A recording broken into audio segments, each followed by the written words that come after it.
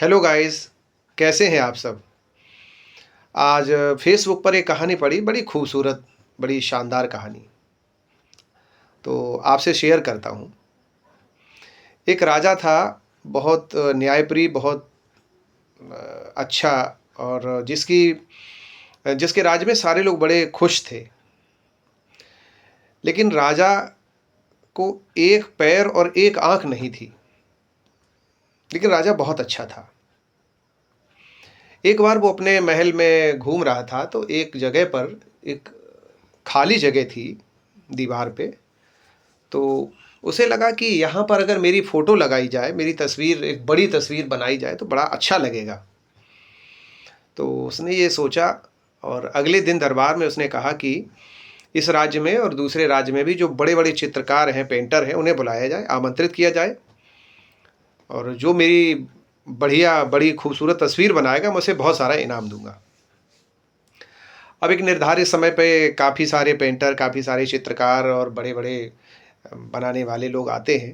राजा ने बताया कि भई मैं चाहता हूँ कि मेरी एक बड़ी तस्वीर बनाई जाए। तो लोगों ने राजा की ओर देखा, पेंटर और चित्रकार बड़े टेंशन में कि इनकी अच्छी तस्वीर कैसे बनाई जाए? एक तो एक आँख नहीं है, एक पैर नहीं। ये जैसे हैं, अगर ऐसी ही तस्वीर बना दी जाए तो पता चले कि पुरस्कार की बात तो छोड़ो कि दंड के भागी ना हो कहीं। किसी को समझ में नहीं आ रहा था कि इनकी अच्छी तस्वीर कैसे बन सकती है। एक-एक करके सारे चित्रकार मना करने लगे और उठ के जाने लगे। पीछे एक युवा चित्रकार बैठा था, उसने हाथ उठाया, मैं आपकी खूबसूरत तस्वीर बना सकता हूँ। राजा बहुत खुश हुआ कि इतने बड़े-बड़े अनुभवी लोग थे, और आपने ये बात कही, मुझे बहुत अच्छा लगा। चलिए बताइए आपको क्या-क्या चाहिए, मैं वो आवश्यक चीज़ें उपलब्ध करा देता हूँ और आप फिर तस्वीर बनाइए।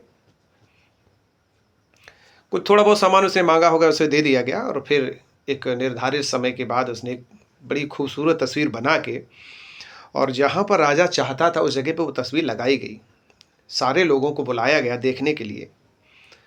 जैसे ही लोगों ने इस तस्वीर को देखा, वो दंग रह गए। क्या खूबसूरती से उसने तस्वीर बनाई कि राजा का जो दोष था वो उसमें छिप गया। उसने राजा को एक घोड़े पर बैठा दिखाया, दोनों तरफ पैर किए।